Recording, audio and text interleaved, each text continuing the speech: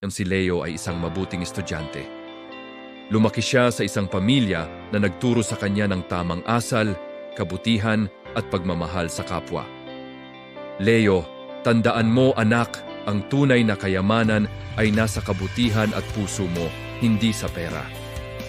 Kapag mabuti ka sa iba, anak, siguradong may balik sa'yo sa tamang oras. Sa school, makikita ang kabaitan ni Leo sa kanyang mga kaklase at guro. Lagi siyang handang tumulong, mag-share ng kaalaman, at maging mabuting kaibigan.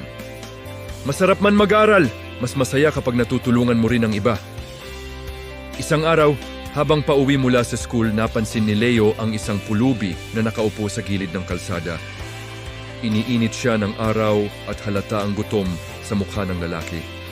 Kuya, gutom ka ba? Heto, kain ka. Salamat, matagal na akong hindi nakakain. Sa simpleng pagkain na ibinigay ni Leo, dumaloy ang liwanag ng kabutihan sa puso ng pulubi. Kahit maliit, ito'y isang dakilang biyaya. Hindi ko man kayang baguhin ang mundo, pwede kong simulan sa isang tao. Dumaan ang maraming taon, nakapagtapos si Leo at nakahanap ng trabaho sa isang car dealership.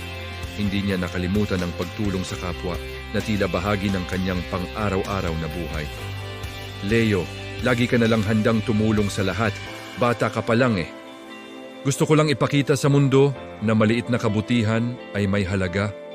Isang araw may pumasok na estranghero sa dealer shop. Ang kasuotan niya ay marumi at tila pulubi, kaya't pinagtawanan siya ng ibang staff. Sir, kumusta po? Paano ko po kayo matutulungan? Leo, bakit mo siya inaalagaan? Tingnan mo naman ang hitsura niya. Ngunit nanatiling mahinahon si Leo at ginawa ang kanyang tungkulin, magbigay ng magalang at propesyonal na serbisyo. Naaalala mo ba noon, binigyan mo ako ng pagkain nung ako'y pulubi? Noon ay nalugi ako sa negosyo at halos mawalan ng pag-asa. Ngayon, nakabawi na ako. Nandito ako upang tingnan kung mabait ka pa rin. Hindi ko po inakala, talaga po bang laking gulat ng lahat nang maglabas ang pulubi ng maraming pera at sabihin, Leo, bibilhin ko ang kotse bilang pasasalamat ko. Ibibigay ko ang susi ng kotse sa'yo. At hindi lang yan, isa kang mabuting tao, Leo. Gusto kitang kunin bilang manager sa aking kumpanya. Ito ang paraan ko para pasalamatan ka. Sa simpleng kabutihan ng isang bata, dumating ang hindi inaasahang biyaya. Ang kabutihan ni Leo ay nagbunga ng oportunidad at himala sa kanyang buhay. Ang mapagbigay ay lalong yayaman, at ang nagdidilig ay didiligin din. In Proverbs 11:25. Kaya't huwag matakot maging mabuti kahit sa maliit na paraan. Ang bawat ngiti, bawat tulong, bawat simpleng kabutihan, ito ang tunay na kayamanan na walang makakawala.